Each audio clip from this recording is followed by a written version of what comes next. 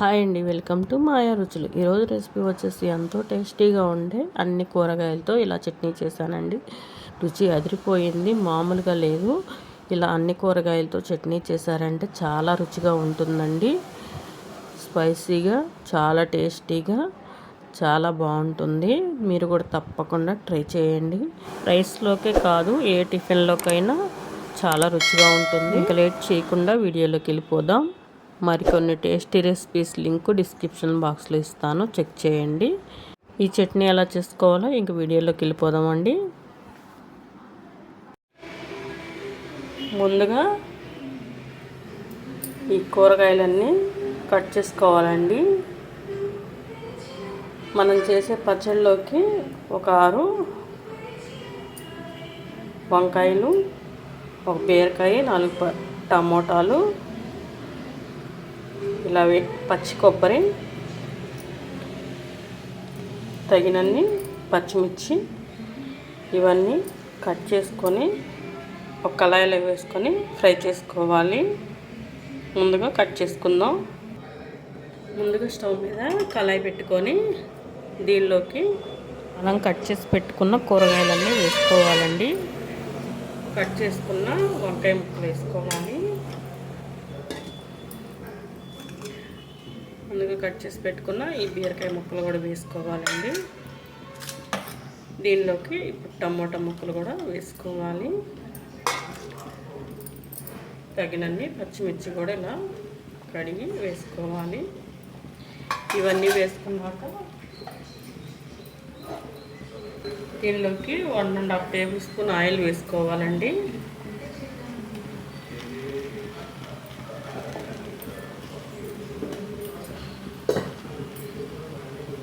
Oil వేసుకున్నాక ఒకసారి mix చేసుకోవాలి. ఇలా కిందకి పైకి మిక్స్ చేసుకొని మూత పెట్టుకొని మగ్గించుకుందాం.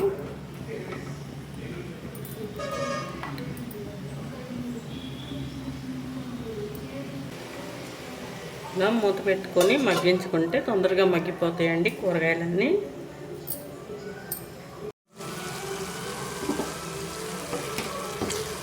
ఇలా వేగేటప్పుడు మధ్య మధ్యలో ఇలా కలుపుకుంటూ ఉండాలండి.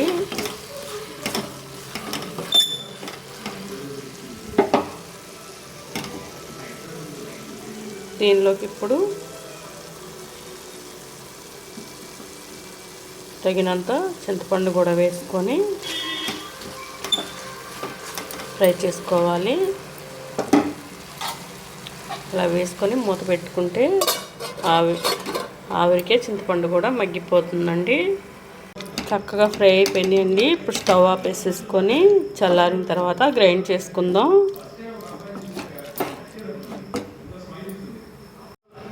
ముందుగా మిక్సీ జార్ తీసుకొని దానిలోకి మనం ఫ్రై చేసి పెట్టుకున్నవన్నీ వేసుకోవాలి. చక్కగా చల్లారిన తర్వాత గ్రైండ్ చేసుకోండి.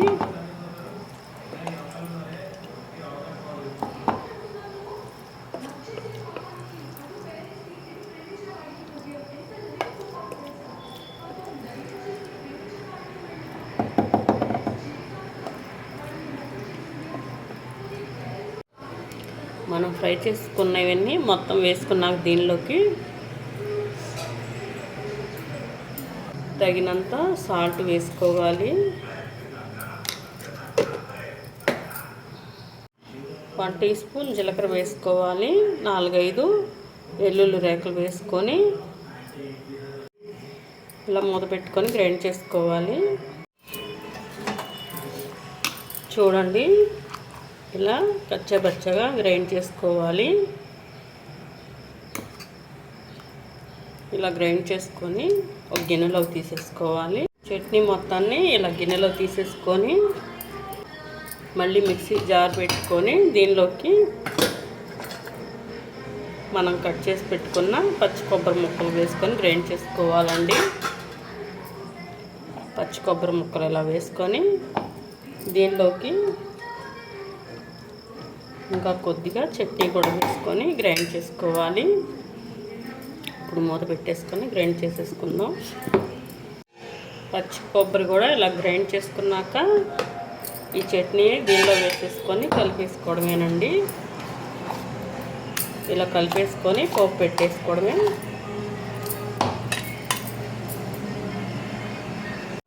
పచ్చి కొబ్బరి ముక్కలు దీనిలో కలిపి వేసుకున్నామంటే ముక్కలు అనేవి నలగవండి, అందుకని ఇలా సపరేట్గా వేసుకోండి.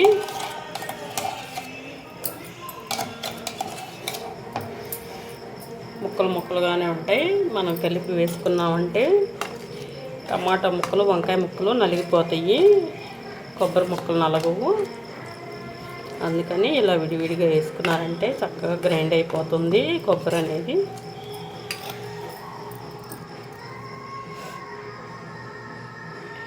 ఇప్పుడు ఈ పచ్చడికి పోపు పెట్టేసుకుందాం. ముందుగా పోపు కళాయి పెట్టుకొని దీనిలోకి ఆయిల్ వేసుకోవాలండి. ఇలా 1 టేబుల్ స్పూన్ దాకా ఆయిల్ వేసుకోవాలి.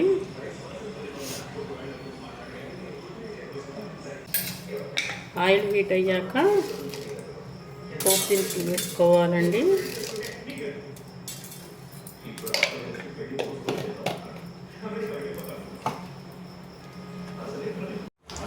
పోపు దినుసులు కూడా వేగాక దీనిలోకి ఎండుమిర్చి కూడా వేసుకొని కరివేపాకు కూడా వేసేసుకొని ఈ పోపుని ఆ చట్నీలో వేసేసుకోవడమేనండి.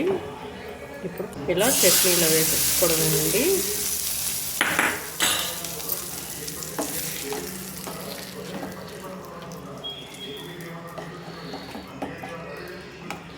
ఎంతో టేస్టీగా ఉండే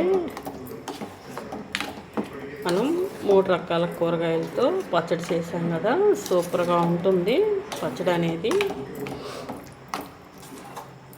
మీరు కూడా తప్పకుండా ట్రై చేయండి. ట్రై చేసి మీకు ఎలా వచ్చిందో కామెంట్ రూపంలో తెలియచేయండి. మా ఛానల్ని లైక్, షేర్, సబ్స్క్రైబ్ చేసుకొని మీ ఫ్రెండ్స్కి, మీ ఫ్యామిలీ మెంబర్స్కి షేర్ చేయండి. Thank you.